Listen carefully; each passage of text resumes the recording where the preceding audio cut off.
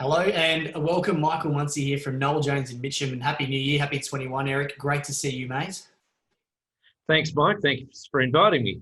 Absolutely. So this is our first of our webinar Inner Circle series for 2021, and gee, what a year we've just been through, eh? I think for a lot of people, it was difficult to make plans in 2020.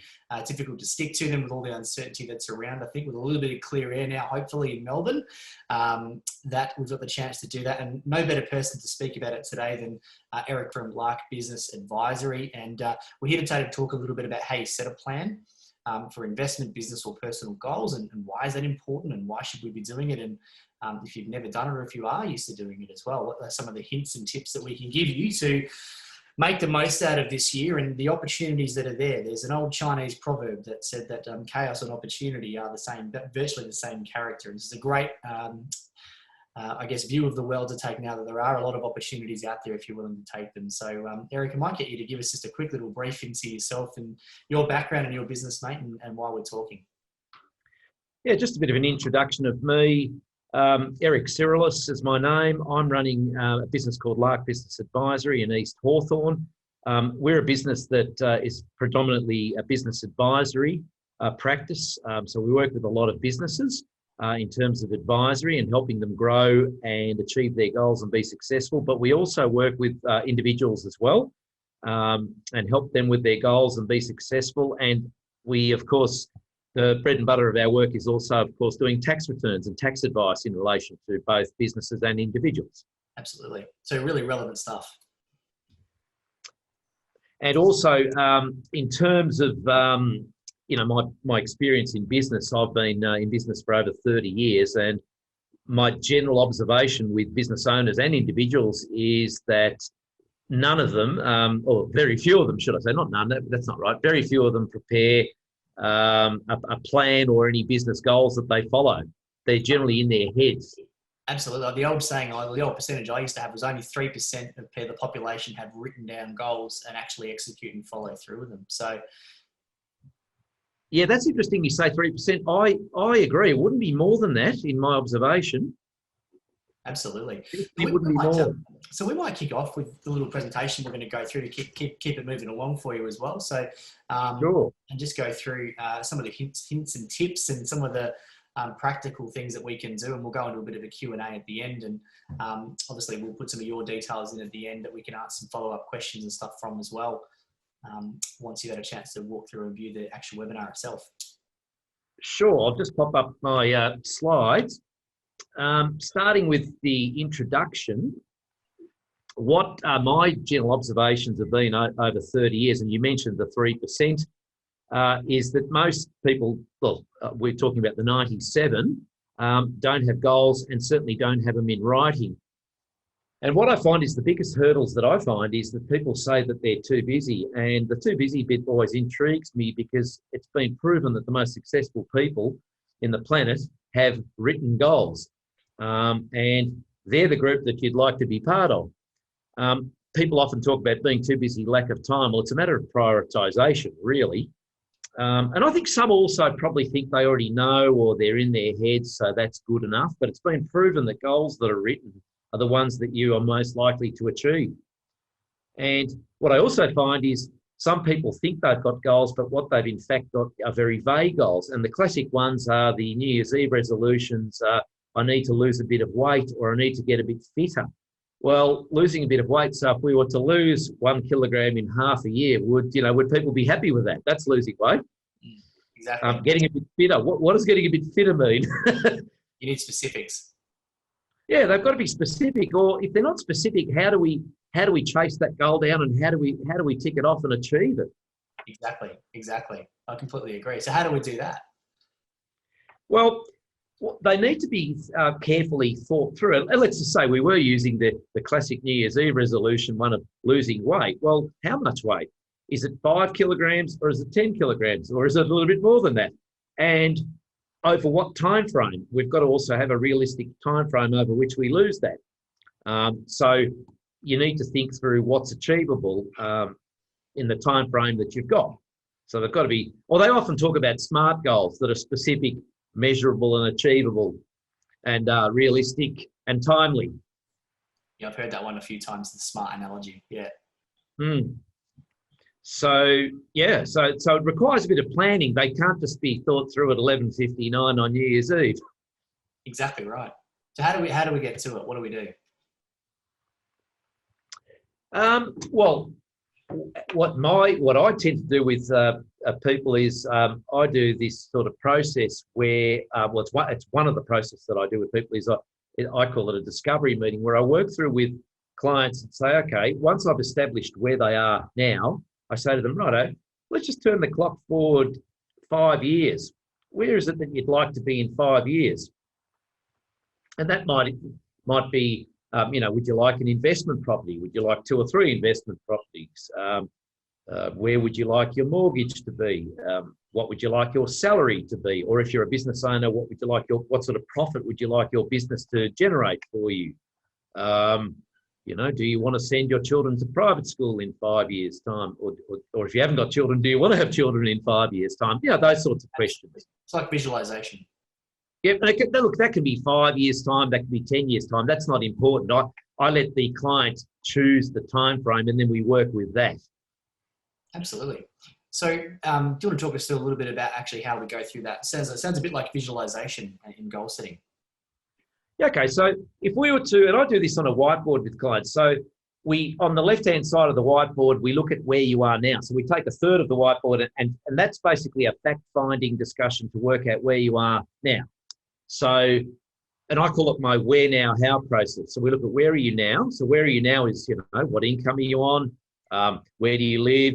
What's your house worth? What's your mortgage? Do you have any investments, any investment properties? If so, what are the loans on them? What are they worth? Do you have any children? Are you married?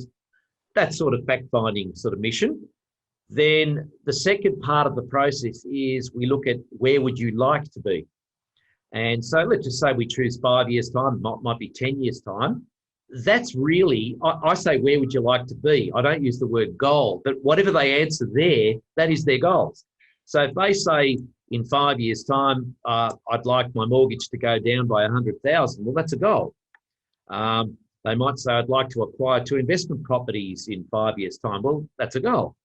So that's the dreaming part of it, where you visualize what you would like in 5 or 10 years' time. And I document that on the whiteboard as we go.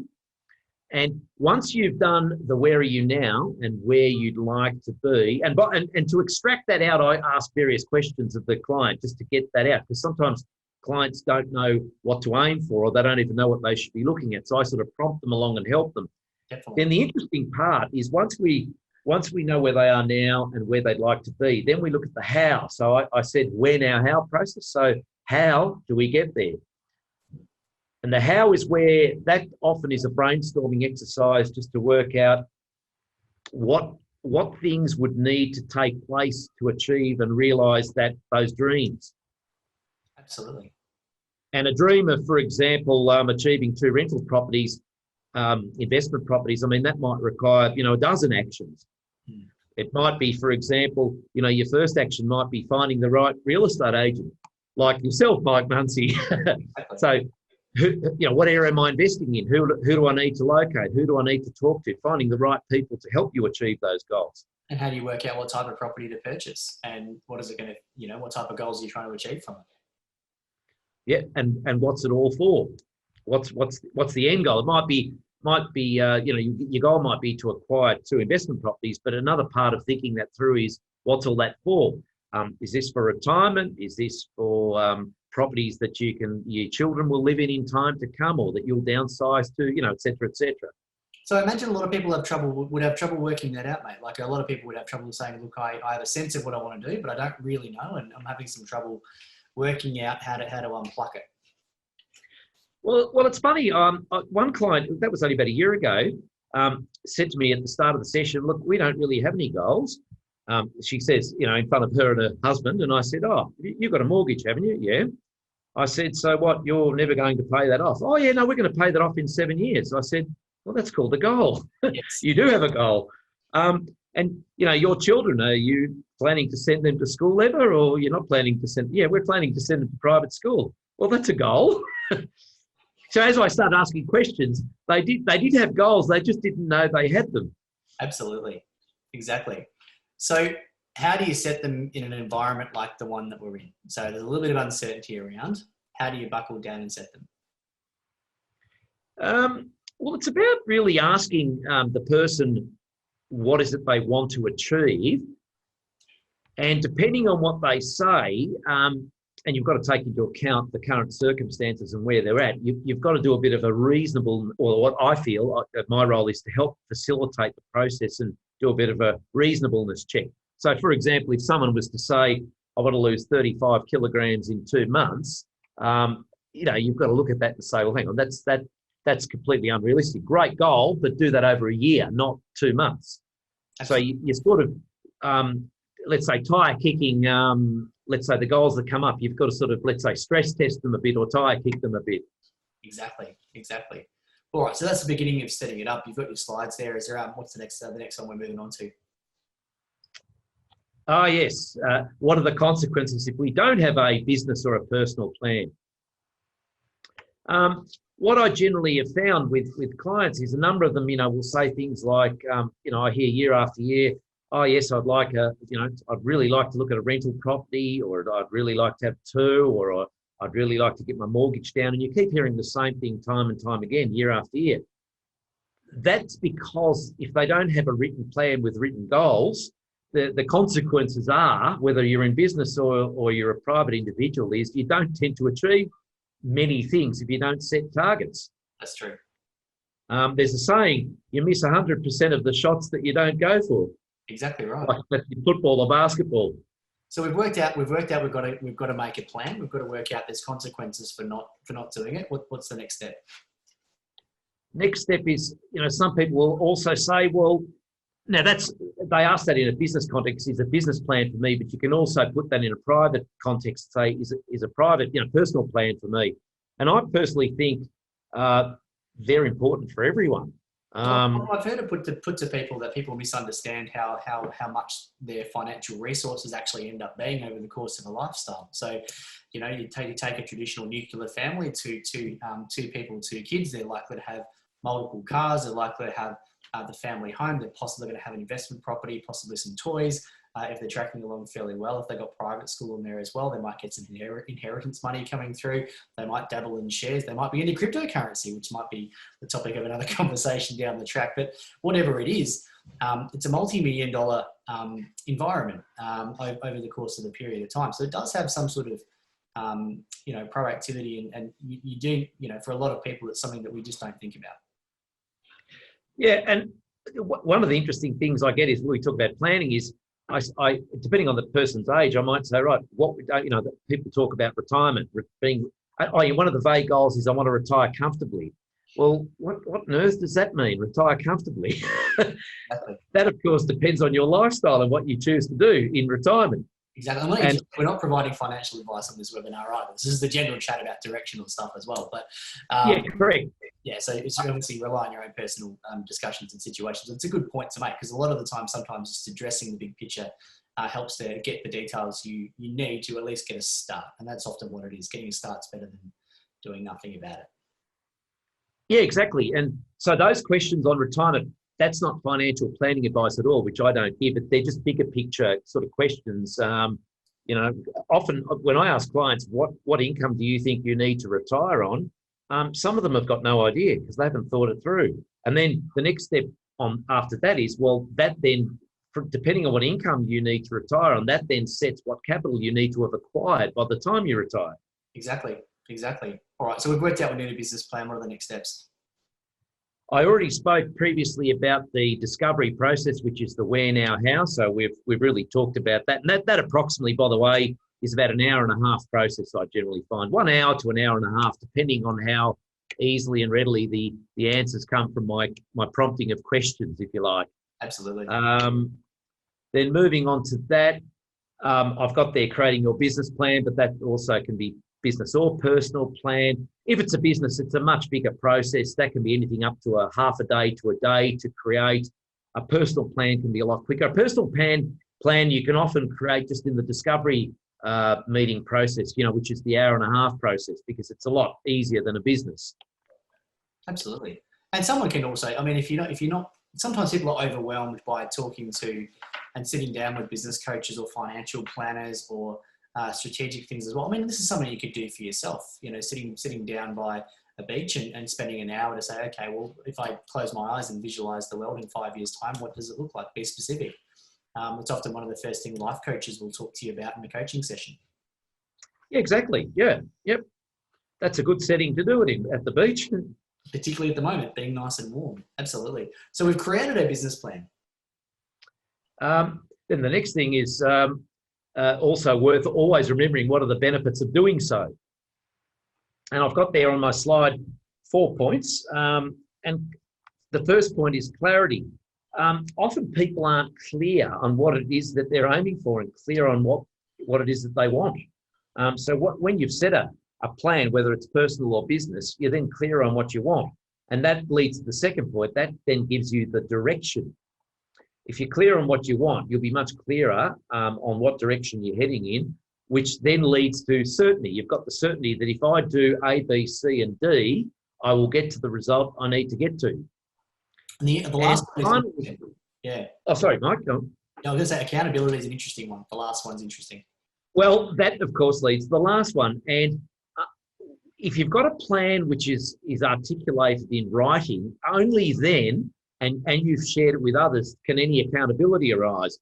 So if that was to be, say, a personal plan, and often people are using a personal example, people often share the fact that they wish to lose some weight or wish to lose 5 or 10 kilos. If you go around telling a whole lot of people, you've effectively created some accountability because people will remember that you've said how many kilos it is that you want to lose.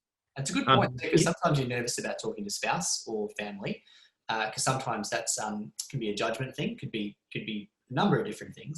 Accountability doesn't, again, have to be a coach or anything. It could simply be a peer, could be could be social, could be anything. Just some, if you a goal shared is a goal half earned.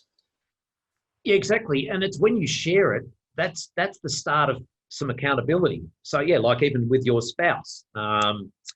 And in a more sophisticated sense, if you've actually got a written, articulated plan and you share that with some others, and in particular, if you've got an individual, someone who can help coach you through and hold you accountable, then you really start getting some results. And a great example of accountability in a personal sense is a personal trainer, a fitness personal trainer.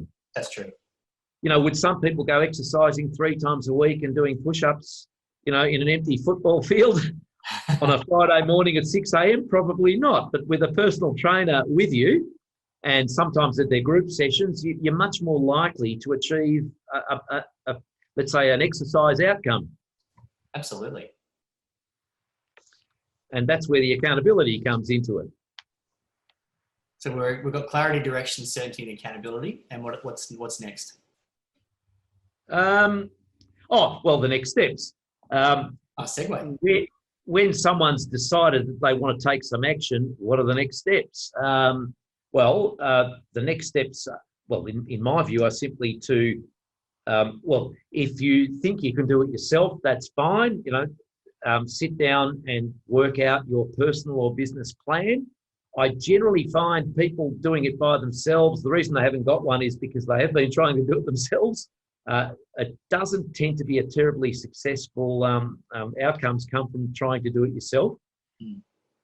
So the next then thing is, if you acknowledge and accept that by yourself you're highly unlikely to achieve that outcome, then you need to find someone who can help you.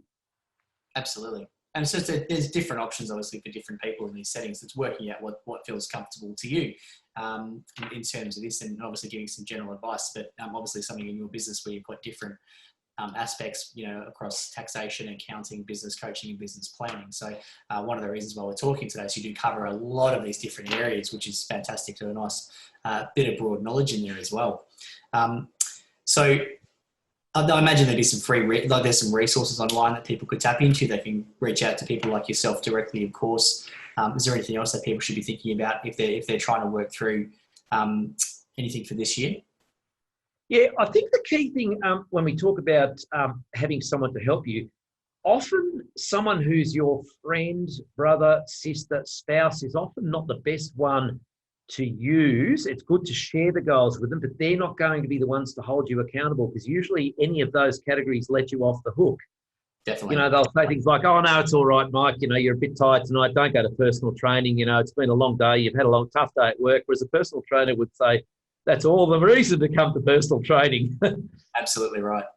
But you don't want someone who will let you off the hook. That won't achieve a great outcome. Absolutely. Absolutely. So is there anything further to those next steps on the slides? No, really, it's about finding someone that you're comfortable working with, someone that can help you, and someone that you feel, trust applies. You've got to have someone that you're comfortable with and can trust, that can work with you and won't be your friend, will look over your shoulder and push you along and really work you. Absolutely. So that you can be the best version that you can be. We might jump into some Q&A while we've got you here as well, mate. Just sure. Quick hands, if you like, bit of that sort of thing as well. So, but I have taken a fair bit, and we'll do a recap at the end, of course. But so, sure. how do you keep on track? How regularly should you review?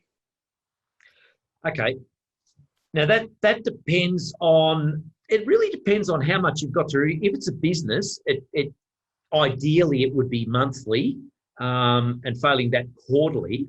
If it's an individual with individual goal, and by the way, myself, I do an annual review with my business coach and advisor, not only annual 2 days, but monthly, but also fortnightly calls. But see, that's a business context, right? So, but if it's in a personal context, it might be enough just quarterly, might be enough, or half yearly. Well, it's interesting. You're right, because I mean, in our business, we have weekly meetings internally, multiple weekly meetings. We've got monthly meetings with our director and ownership. I've got a life coach outside of business, which we have some of those meetings with as well. And you do those reviews. You always have a look at things quarterly, but the annual review is an interesting one as well. So I think that is important to have that backup. Opportunities are abound. So I think in your mind, with what you're seeing with your business clients, what does opportunity look like with what your clients are talking about at the moment?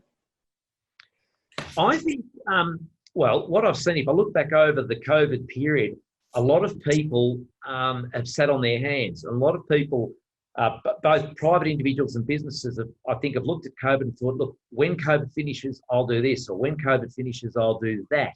Yeah. All of those opportunities and all of those thoughts that people were thinking of doing and didn't do because of COVID, now the situation is now ripe to get into it, because we can't keep sitting on our hands too much longer. People have got to do things. People have got to get back into, growing and expanding and taking up opportunities. A business buying a new ute or buying a new truck, an individual investing in another investment property. So you do a lot of medium to larger size businesses. So you're not doing maybe the cafe or the smaller business or that sort of thing as well. But are your clients predominantly glass half full or glass half empty about where things are going? In what I've seen in all of my clients over the last half year, I've generally found them to be more glass half full than half empty. In fact, I've found them to be reasonably pretty optimistic and positive about going forwards. I agree with you. So if you were to make a prediction or any predictions, they're always fraught to do at the moment. If we're investing, we're talking to people who are, in a variety of different positions. So property investors, business owners, people employed in jobs and just looking to better themselves and do different things as well. What should we be keeping an eye out for? Is there anything you've got some, in your conversations with your clients that you're pushing people towards, or you're seeing trends towards? No, I wouldn't say I'm pushing anyone in any particular direction. It's more finding out what is it that they want to do, like what are their goals and what do they want to do. And what I'm doing, what I've done a lot of, particularly in the last half year, is helping them unlock the hurdle of COVID and sitting on their hands. Yeah. And for example, if someone has been interested in getting an investment property, well, rather than talking about it and thinking about it, now decide, well, who do I talk to about this? Who's the expert I need to talk to in that area? If, for example, it's really needed to update my will in the last half year but haven't done it, well, right, let's let's get this going. Let's find this. Have you got a solicitor? If it's no, would you like a recommendation to a solicitor? And let's get it going. Let's not sort of sit on these, estate planning ideas for another half year. Oh, exactly. Two examples. And I think we've proven to ourselves now that the world isn't going to collapse. Opportunities will arise. All kinds of things will happen. Good things will happen. But it's like anything. To take advantage of any opportunity, you need to take the first step, and that's usually committing to some kind of action and carrying it out. Absolutely, I agree with you, mate. I think that's exactly right. Just as a summary, just going through some of the things we've spoken about, indecision is a decision. So sitting on your hands is a decision in itself. 3% of the population roughly don't have written down goals. When you do look to make your goals, visualization and be specific, have a good think about it. Do it in a place where you're not distracted. Get away from your social media, get away from the iPhone. Always hard in family life and busy life. So get away so you can get rid of some of the noise when you do this. And sometimes the fear of looking forward. Think about where you want to get to, where you are now, and then how do you get there? And then accountability partner. So what does that look like to you, and what's the right thing for you? Some people, and also, are you a carrot or a stick person? So I'll give you an example of that. So some people are driven by the reward. So if you set someone a goal and you provide the reward along the way, that really spurs them on, whereas other people are incentivized by the accountability of not achieving something and are more scared about doing that. So you got to work out what sort of person you are. Certainly, I don't like the stick. I don't resonate with it. So that's not me as a person. And start now. What's the other saying? The best time to have bought property was 25 years ago. The next best time is now. So certainly we're very much in the property space, but there are certainly other avenues you can do at the moment to create some really significant opportunity. Any other parting words, mate, for the audience? Obviously, we'll do a quick wrap up afterwards. Yeah, I think the main thing is to for people just in general. My advice is stop sitting on your hands. Do something. You'll remember the famous words of the late John Kennedy, the Hawthorn coach of the 60s and 70s. Do something. Take action. Take action. Exactly. So, look, I really appreciate your time, Eric. And obviously, it's hard to throw a lot of really big picture stuff into a short period of time, and hard to be specific too, because that's certainly the way we want to be. We'll leave Eric's details there. Obviously, Lark Business Advisory, and part of our charter, I think, for the people we work with, is to provide different voices and connect with good people. And whether Eric's the right fit or his business is the right fit, it's about giving you some ideas as to how to connect. We'll leave some details and some snapshots of that. And you can always go back and review and revise and reach out directly. So we'll put those details in the link for these sort of things as well. Really appreciate your time, Eric. Mate, you've got a great business. You really make changes in people's lives, mate. And for the many years that we've known each other, mate, you certainly look after the people that you work in, mate. So we certainly appreciate your time and expertise today. Well, thanks for the opportunity of being able to participate, Mike. I really appreciate it. It's a genuine pleasure, mate. We'll look forward to a really successful 2021 and looking forward to seeing some of the goals being achieved for people watching, and we'll catch up with you next month. Okay. Thanks, Mike. See ya.